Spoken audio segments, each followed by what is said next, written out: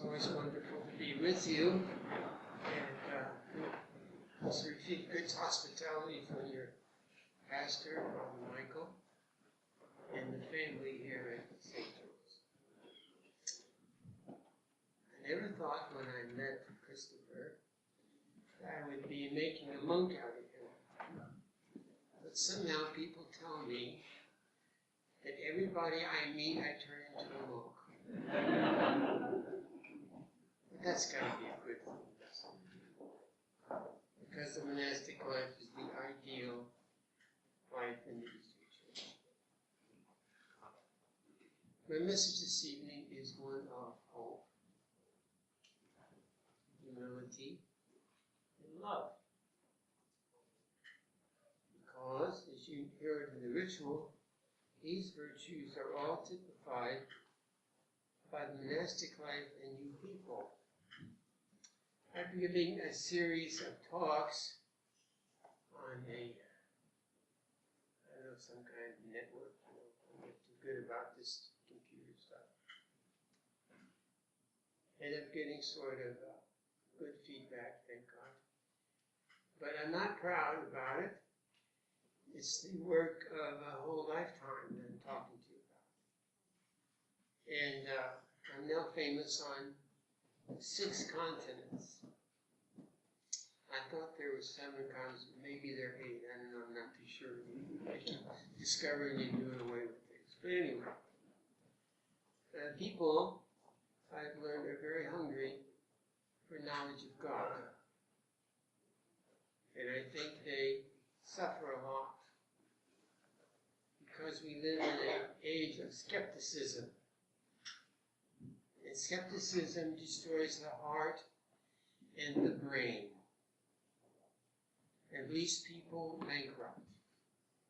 Nothing to hold on to and to love. Our holy Byzantine Catholic Church is a treasure.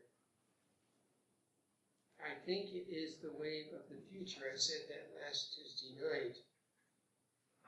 But we have a lot of fear. The last election demonstrated a great deal of fear and desire for change.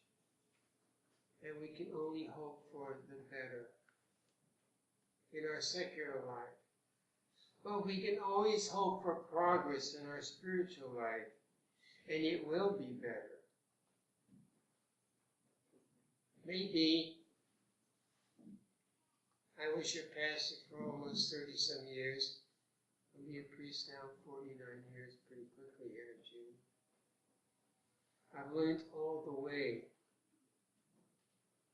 Learned how to deal with people better, to speak the words of faith, to grow in the vision of God, to experience Him in our heart, and to fall in love deeper. So as I prepared for these presentations on a course on mystical theology, Father Theodore called me and he said to me some months ago, he said, "You can give the course on mystical theology." I says, "I cannot. I'm a beginner." He says, "We should all have beginners like you." So then I thought to myself, well, how am I going to do this? So I sat down, I read all the books I could on mystical theology from the Eastern point of view. What I've learned is nothing new. It's stuff that I knew all the time, even when I was your pastor. And I may use a little Greek tonight, please. If you really want to read the New Testament, I beg you to learn Greek. We miss most of it in English. They have a notion in Greek called the nous. It's translated into English as mind, but that's a poor translation. The nous is part of your soul, where you contain in that part of your immortal soul the revelation of God and what He is teaching you throughout your life. But it does not remain there. It sinks you into your heart and makes you a lover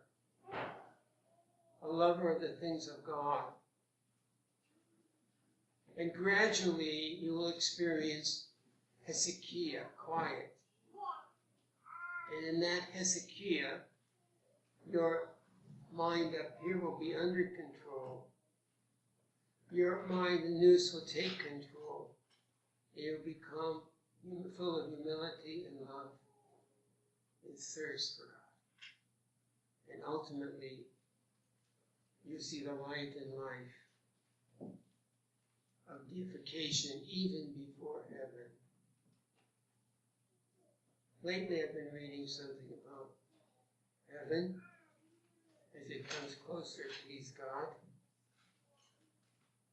I realize we have heaven on earth in the liturgy and the holy icons, when we see the face of God. The scripture says we will see him face to face. We will see the face of Christ in glory. Oh, beautiful. We contemplate in our lives the wondrous mystery. Why we are on the earth. What is our life meant? Where is it going? It's going towards heaven. Face to face with God. About the monks and you beautiful married people. Gregory Nazianzen, one of the Cappadocians, had a vision. And in the vision, he saw the Holy Theotokos, who is the perfect one. She is perfect because through succeeding generations of ancestors, each generation became more holy and perfect. That's why she's immaculate.